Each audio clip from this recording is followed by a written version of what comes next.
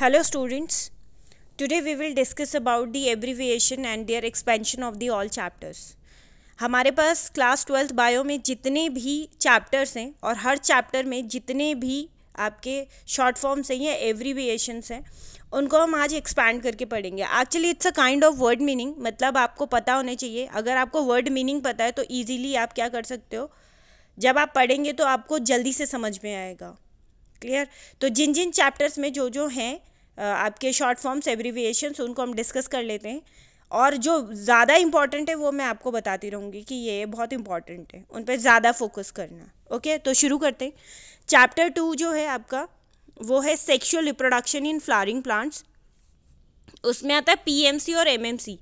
PMC is the pollen mother cells, MMC is the megaspore mother cells. तो ये pollen grain ही होते हैं और मेगास्पोर उसके डिवीजन पार्ट्स होते हैं. तो ये तो बहुत ये नहीं पूछा जाता है इतना ज़्यादा, बस आपको पता होना चाहिए. ये PEN is the primary endosperm nucleus, ये भी हमने पढ़ा है. Primary endosperm nucleus class 10th में भी पढ़ा है, 11th में भी पढ़ा है.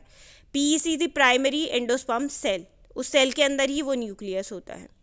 चैप्टर 3 है आपका ह्यूमन रिप्रोडक्शन. यहाँ पर कुछ हार्मोन्स हैं जो कि आप टेस्ट भी करवाते हैं और आपको पता भी होना चाहिए कि हाँ ये टेस्ट जब हम करवा रहे हैं तो ये कौन सा हार्मोन है. तो GnRH is the gonadotropin releasing hormone, ये गोनाड्स के लिए है. LH is the luteinizing hormone. FSH follicle stimulating hormone. HPL human placental lactogen and HCG is the human chorionic gonadotropin hormone. ये सब हम आगे अभी पढ़ेंगे डिस्क्रिप्शन में. चैप्टर 4 है आपके पास रिप्रोडक्टिव हेल्थ. सबसे ज़्यादा इसी से ही पूछे जाते हैं, तो आपको पता होना चाहिए. STD is the sexually transmitted disease, ये हमें पता है और ये नहीं पूछेंगे आपसे. RCH is important, reproductive and child health care. तो ये RCH की फुल फॉर्म पूछी जाती है. MMR is the maternal mortality rate, और कहीं कहीं पर MMR जो होता है, अगर हम डिजीजेस के केस में देखें तो मीजल्स, मम्स एंड रुबेला भी होता है, इसलिए ऐसा क्वेश्चन नहीं पूछा जाएगा. IMR is the infant mortality rate, यानी कि बच्चों के जो डेथ रेट होती हैं उनको IMR बोलते हैं. IUDs intra uterine device. MTP is very important, that is medical termination of pregnancy, in short it is called abortion, और इसके बारे में शॉर्ट नोट लिखने के लिए आता है. VD is the venereal diseases same as the STDs. RTI reproductive tract infection and HIV सबको पता है, human immunodeficiency virus.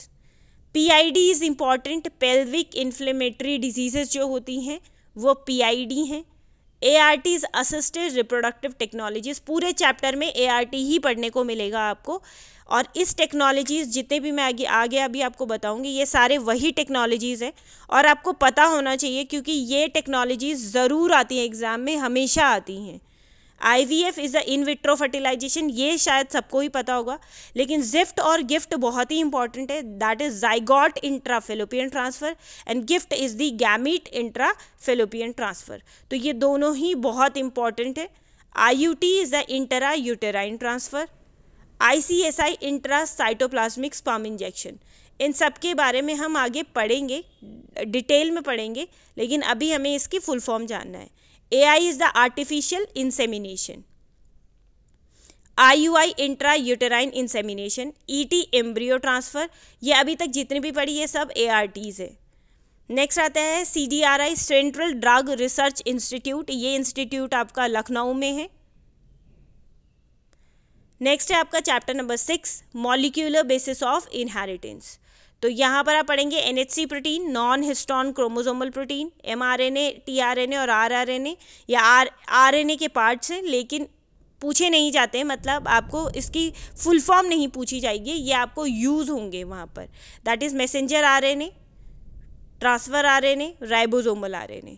snRNA is the small nuclear RNA. hnRNA is the heterogenous nuclear RNA. UTR important है, this is untranslated reason.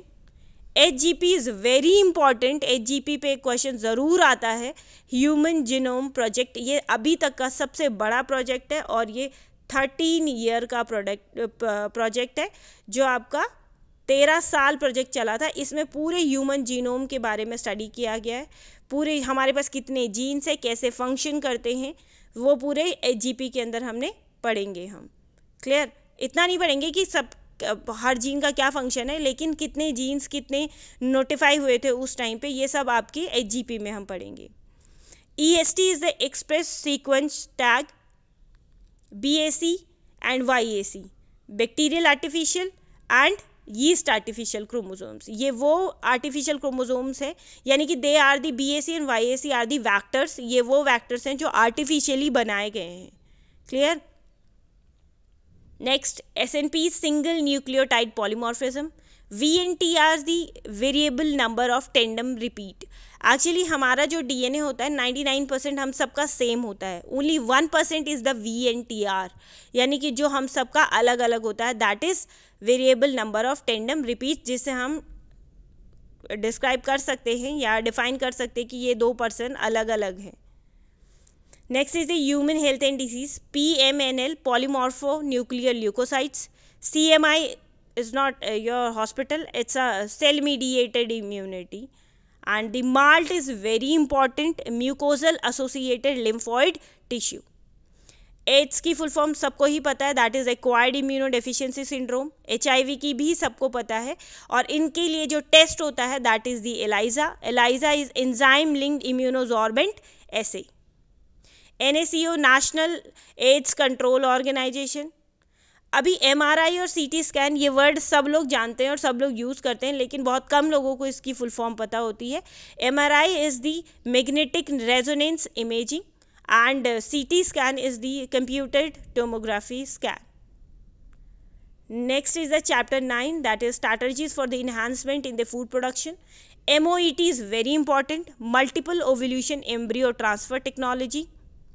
SCP is single cell protein. Chapter 10 आते हैं microbes in the human welfare, lab lactic acid bacteria.